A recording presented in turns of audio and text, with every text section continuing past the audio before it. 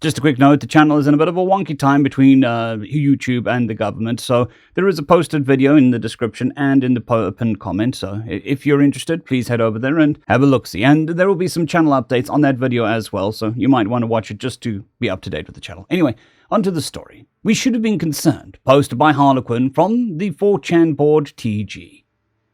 We should have been concerned. We felt the humans were a species of disunity, capable only of casting rocks at themselves and squabbling over their hierarchies of divinity. Their history was pockmarked with crusade after jihad after crusade, after exodus after insurrection of Zediots of 1,000 names doing just that, casting stones at those that disagreed. Where other species rose as one, humans were fragmented into thousands of arbitrary segregations. We should have been concerned.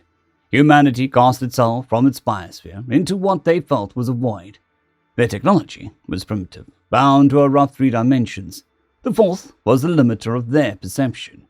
We existed in the 4th and 5th, and made no passes at the 6th, as we knew that was our limit, and we respected it as such.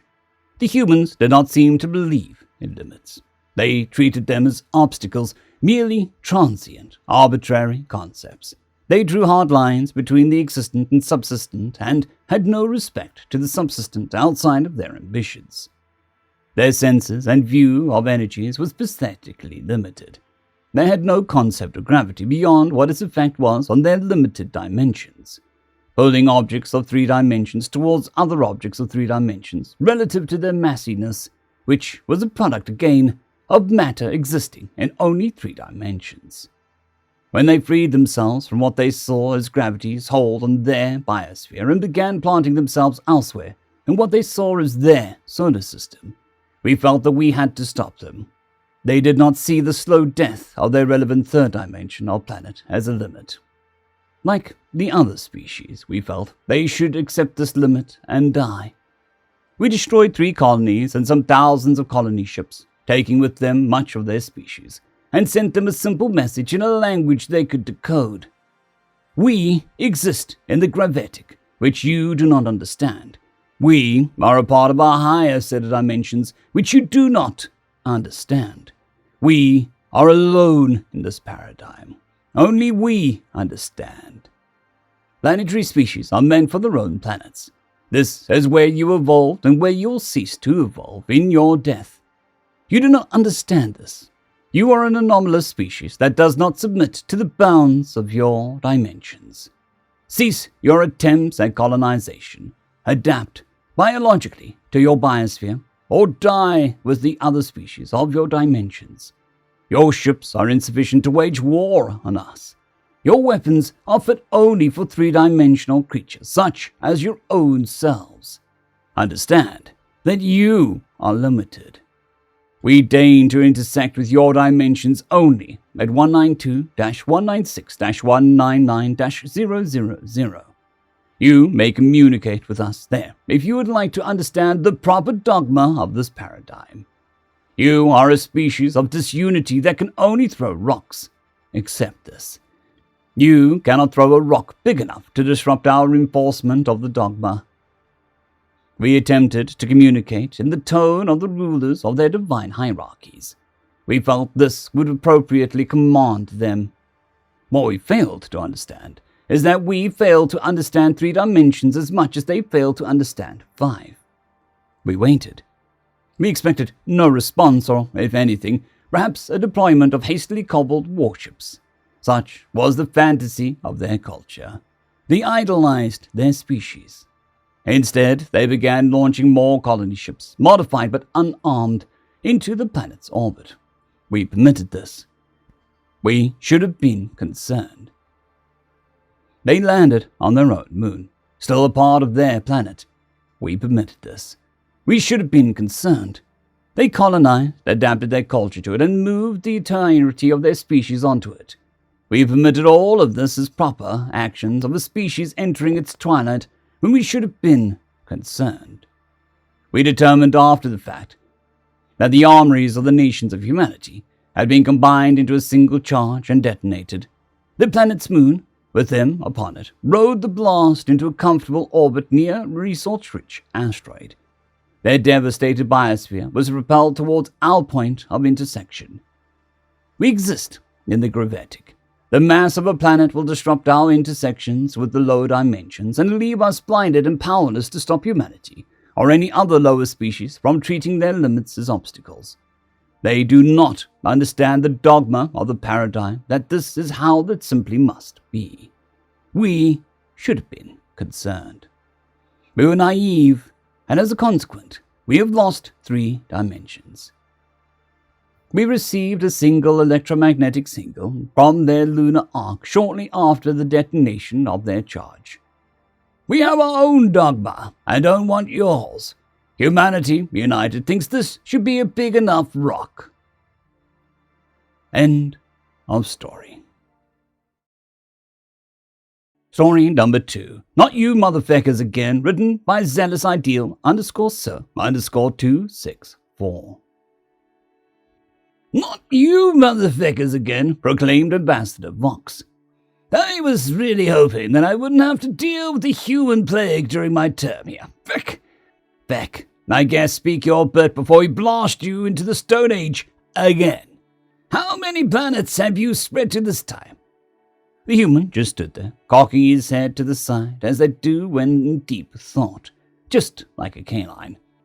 Well, the human responded, we have a few outposts on our moon, and we've got a few Pueblo cities in the canyon on Mars, and then there's the scientific bases on Europa and Ganymede.